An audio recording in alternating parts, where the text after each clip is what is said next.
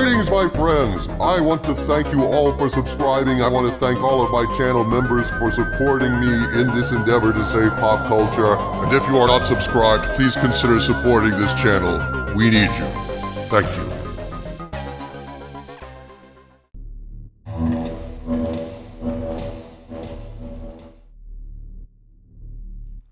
My friends, the disappointments and warning signs for Fantastic Four First Steps just keep mounting.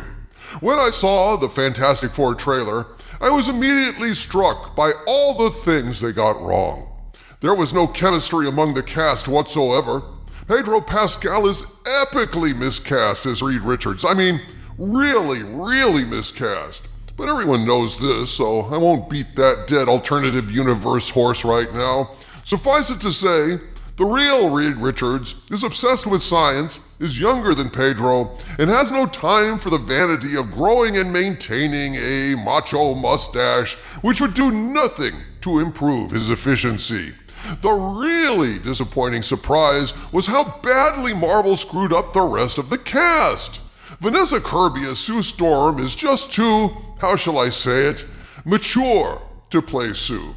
She has none of Sue's girlish charm. She doesn't seem to be gaga over Reed Richards, so there are no sparks there whatsoever. And she seems kind of sleepwalking through the trailer, like she's gone running for the shelter of her mother's little helper, to put it in 60s terms. More on motherhood in a moment. Johnny Storm seemed off too. He's supposed to be the brash teenager, obsessed with girls and fast cars, but we get precious little of that. And the reason why, as it turns out, is deliberate. But we'll get to that in a minute as well. And Ben Grimm? Holy shit on an ultimate nullifier. Everything about Ben is wrong. His voice is soft and normal. He's dressed in a unitard. And he's conducting cooking lessons patiently in the kitchen with his robot Herbie. So evidently this movie is set in the 60s, which seems like a fantastic idea, but it's set in an alternate world 60s, which is a shitty idea. Folks, what the hell is the point of making a Fantastic Four movie if you literally get everything about the Fantastic Four wrong? What the hell is the point of setting a Fantastic Four movie in the 60s if it's not really the 60s at all? Because it's an alternate universe. What the hell is the point of this movie? Well, as recent interviews with the director and cast have made clear, agenda politics are the one thing that's alive and well in Fantastic Four First Steps, and these interviews make it abundantly clear that the woke agenda is the whole point here. Yeah, they're trying their best to mask it, and yet the problem for them is we're allergic to the agenda now at any exposure level after years of fan abuse, gaslighting, and brainwashing. So even trace amounts make us break out in hives. And I'm breaking out all over listening to these interviews given to Entertainment Weekly. Vanessa Kirby as Sue Storm was quoted in a recent interview just straight up admitting they've modernized Sue, which is code for, we've made her less problematic for the snowflake crowd. Here's what she said, quote, "If you played an exact 60s Sue today, everyone would think she was a bit of a doormat." Well, of course, that's untrue. Sue Storm saved the Fantastic Four's ass plenty of times. She's actually, when you get right down to it, one of the most powerful members. I think what Vanessa is referring to is Sue being head over heels in love with Reed Richards, having a schoolgirl crush on an older man. But we can't have that these days, can we? Oh, that's problematic. So we see the gender politics are foremost on her mind, and we see she really doesn't know shit about the comics. Because while Sue was crushing on Reed, she could never be described as a doormat, not once. Vanessa continues, quote, "So figuring out how to capture the essence of what she represented to each generation, where the gender politics were different, and embody that today was one of the greatest joys of this. Matt Shackman and I were really aware that there hasn't been a mother with a baby in these superhero archetypes women have been getting. One of the things I love most from Sue's history is when she becomes Malice, and all her dark stuff comes out. I was obsessed with that chapter of her life, so I wanted to make sure that there were tones of malice in there with her, that she wasn't just the stereotype of a goody, sweet mother, unquote. A goody, sweet mother. Yeah. God forbid we ever have any kind of traditional femininity on display anywhere these days. Malice was an artificial amplification of Sue's resentment and anger after a miscarriage invoked by Psycho Man when he essentially took Sue's mind over, a distorted overlay that was not Sue's natural personality.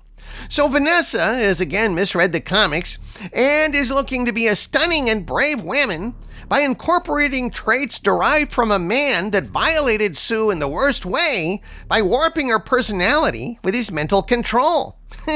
Well, I guess she does need a man after all. Is that the DEI standard these days? What hypocrites! Yep, that's pretty much it, Harvey Cthulhu. Being an evil bitch isn't a bug, it's a feature apparently. Vanessa continues, quote, I've always been really interested in the mess of femininity, and how can you be both?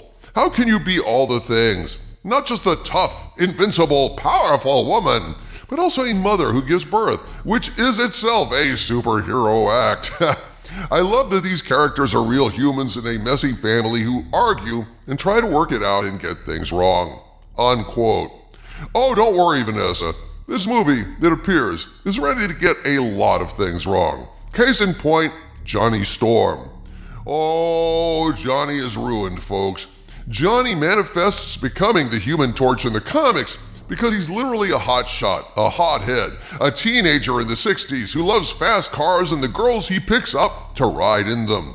But oh no, we can't have any of that 60s youthful toxic male energy in this limp dick movie. That just wouldn't do, which again makes me ask, why are you even setting this movie in the 60s at all if you hate everything about the 60s?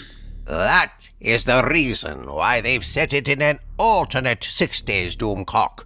You see, they want a kind of 60s look, but that's it. The attitudes of the 60s, the sense of fun, the freedom, can't have that shit today. The whole project is a sham. Indeed, O Skull of Calderon. Director Max Shackman admitted in an Entertainment Weekly interview, quote, we knew that we'd be on another Earth, so we had a chance to reinvent what the 60s looked like, unquote. Well, goody for you, Matt.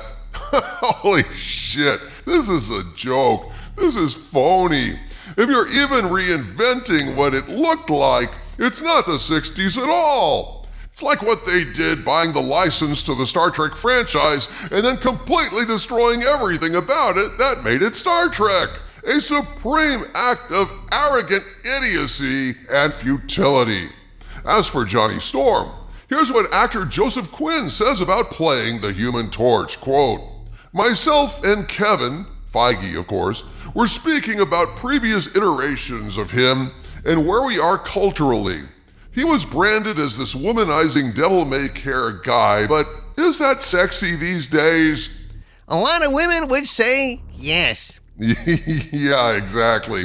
Women long for that kind of thing, but these woke assholes have completely taken that away from the women, in actual fact, because men are afraid to approach women today, lest they be pound me too'd or recorded and posted on X.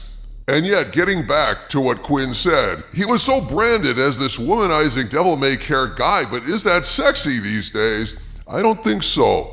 This version of Johnny is less callous with other people's feelings, and hopefully there's a self-awareness about what's driving that attention-seeking behavior, unquote.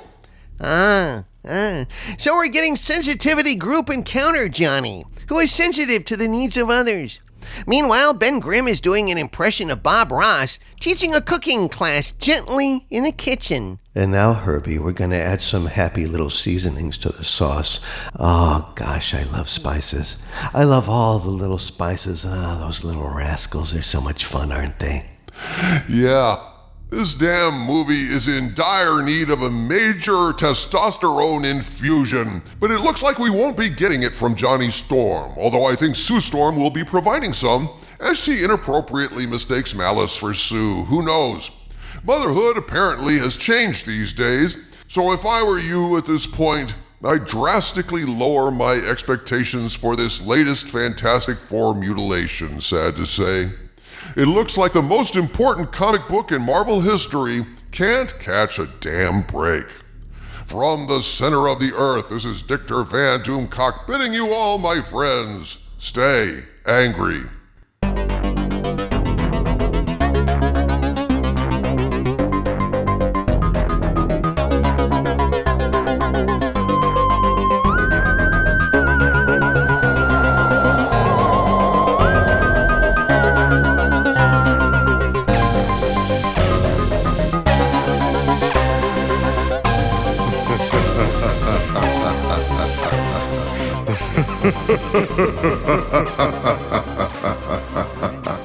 Ha ha ha ha.